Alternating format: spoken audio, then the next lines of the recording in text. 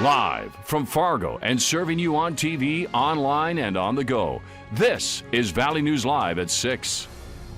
We begin tonight with breaking news, and it has to do with Saturday's big football game at the Fargo Dome. The game will still be played, but attendance will be limited to player families only. The word came this afternoon from the NDSU athletic department.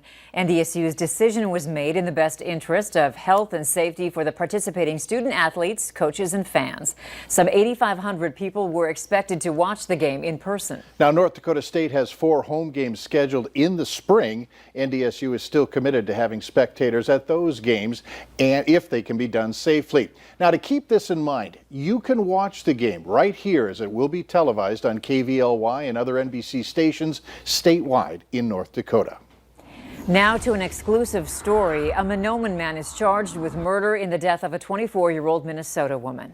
39-year-old Gordon Warren is charged with murder for allegedly dealing Sydney Jacobson heroin and fentanyl before her overdose death. Valley News Team's crime and safety reporter Bailey Hurley is here in the studio with more on this story. Bailey? Mike, documents say Sydney Jacobson was on a walk with a friend on May 14th when Jacobson started talking to Gordon Warren in his vehicle nearby. Jacobson's friend stated Warren handed something small to Jacobson before driving away. Court documents say officers later found texts between Jacobson and Warren from the day of the overdose, which you can see on your screen right now. Jacobson asked Warren if he had any boy, a word officials say is a street term for heroin, which is also mixed with fentanyl. Warren responded he had about $20 worth, later replying he was near Jacobson's mom's house. Now, the Monoman County Attorney's Office says since October 2019, there has only been one other overdose that resulted in criminal charges. Officials say obviously the county has more than just 2 overdoses in a year. However, says it's hard to track down offenders as most of the time those involved do not want to cooperate with law enforcement. Now, a dig into Warren's criminal record shows a long history with drugs as well as domestic abuse, terroristic threats, and aggravated robbery. His bail has been set at $1 million cash without conditions or $80,000 cash with conditions. Mike. All right, thanks so much, Bailey. And if convicted, Warren could spend up to 25 years in prison. We're enjoying these nice temperatures today because they won't be around for long. Hutch is in with a look at your evening forecast. Hutch? Mike, thanks so much. Yes, we have changes that are going to be taking place as we go through the overnight hours. You're looking at fair weather clouds over Fargo, but off in the distance, some thicker clouds out there producing some heavy showers of rain in Stutsman County. 60s for most of our area. Where you see oranges, we have some 70s still out there. We did hit the low 70s in the FM area today, and those wind speeds hit 40 miles per hour in the James River Valley. There are those clouds that are producing showers to the west. Stutsman County, Lemoore County, Dickey County, some moderate showers moving through. Tomorrow, gusty northwest winds could exceed 45 miles per hour across our western counties, a wind advisory there. So get out and enjoy tonight. Quiet conditions. The wind is starting to take a little bit of a break after a gusty day.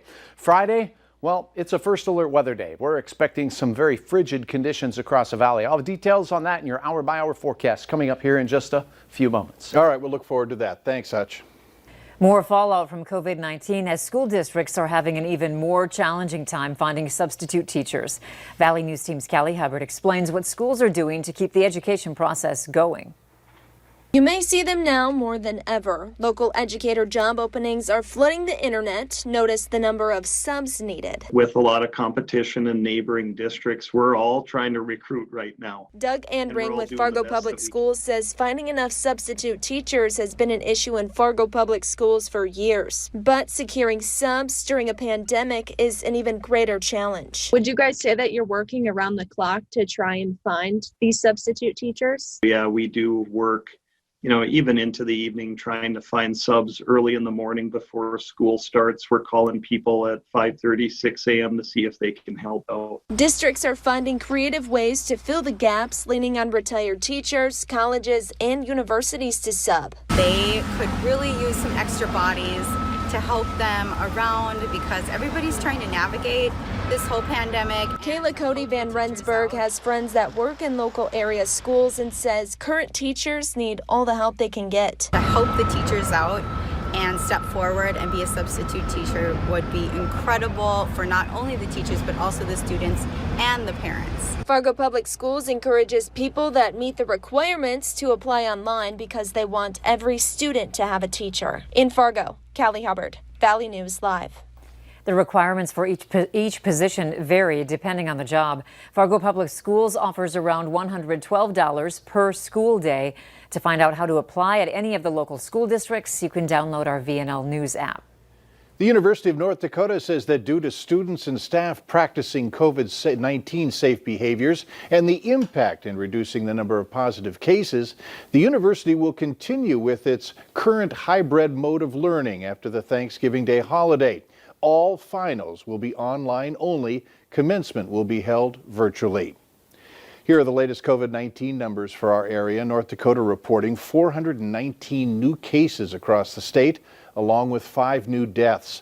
Overall, 239 people have died in the state. In Minnesota, there are 817 new cases and 5 new deaths. 2,020 people have died in the state.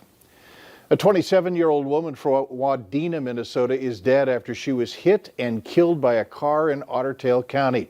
It happened around 2 this morning on Highway 34 near Dunvilla. 23-year-old Tristan Walter of Wahpeton was driving the vehicle that hit the woman. No other information is being released at this particular time. A man is in the hospital after a semi hit his car near Dilworth. The Minnesota State Patrol says it happened around 6:30 this morning at the intersection of 12th Avenue and Highway 336 in Clay County. The semi was turning onto Highway 336 when it hit the car. The driver of the car was taken to a hospital and is expected to be okay. The driver of the semi, a 55-year-old man from Moorhead, was not hurt. A $10,000 reward is being offered to help catch suspects and recover stolen weapons. The ATF and the National Shooting Sports Foundation are each putting up $5,000. They want information on the September 23rd burglary at a gun shop in Rapid City, South Dakota. It's a case that has area law enforcement concerned. Roughly 40 guns were stolen, and surveillance video shows 3 people smashing display cases with baseball bats. Police have 1 juvenile in custody and have recovered 21 of the firearms. The Minnesota Court of Appeals is ruling schools must allow students to use locker rooms that are consistent with their gender identity. A suburban Minnesota school district violated the rights of a transgender student by keeping him from using the boys' locker room. The parents of the boy sued the Anoka-Hennepin School District last year, claiming it violated his rights to equal protection. Later on Valley News Live at 6, the president is accusing a representative from Minnesota of ballot harvesting, and a video proves it. Some beautiful photos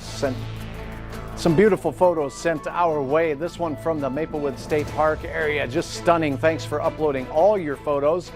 Here's a look at where the colors are most vibrant right now across the great state of Minnesota. Your forecast includes some chilly weather. I'll have the frigid facts next.